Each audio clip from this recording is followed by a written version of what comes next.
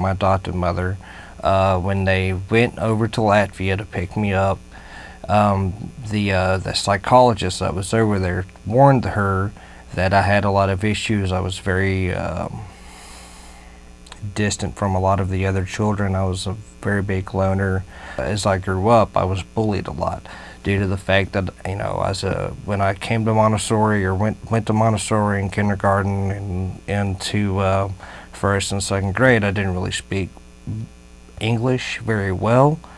So I had to relearn English, which made me stick out like a sore thumb, had the bad accent, got bullied from there, and then it just seemed like as every year moved on into new schools that I went to, because I went to new school almost every year, I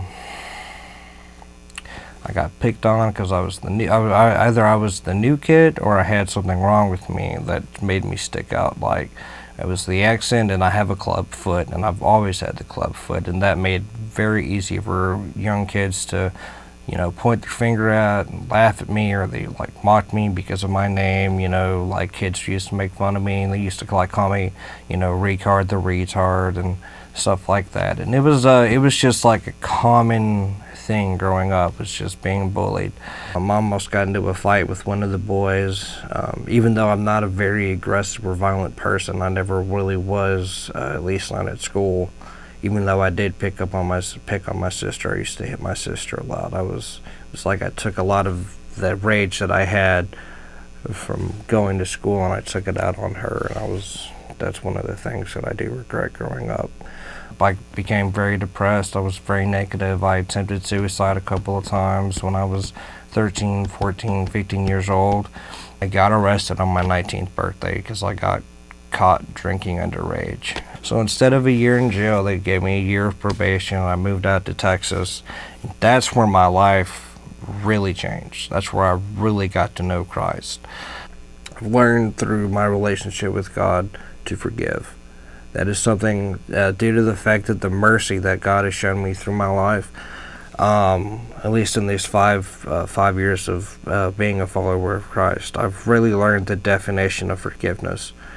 And so I find myself being very merciful and very forgiving of other people that hurt me. I was coming back from a party that I had been to. This is granted, I've been a Christian for maybe a couple of months. These three men come out of nowhere. I have a car in the distance, and it pulls out, and like it peels out, just runs right up to me, and all of a sudden these three Mexicans come out of nowhere and ask me for money, and I'm like, I don't have any money. And then bam, they hit me in the face with this metal baseball bat, and they ask me again, give us your money, give us your money. And I'm like, dude, I don't have any money. And they hit me in the face again, and I was like, dude, I don't have any money. So I'm like falling to my knees, and I'm like, I don't have anything to offer you. So here, I gave them the backpack that was off my back. I said, here, take it. That's all I had to offer. And then they hit me one more time, and they run off, and they peel out. And I remember as I got up, and I started walking to my aunt's house.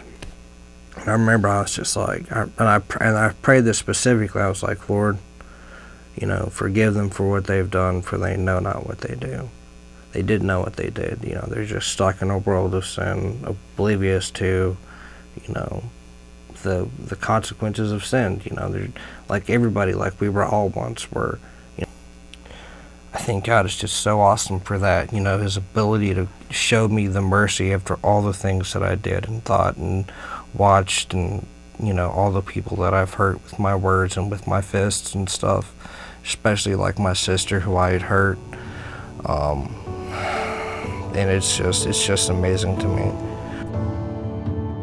How great the love of Jesus Christ.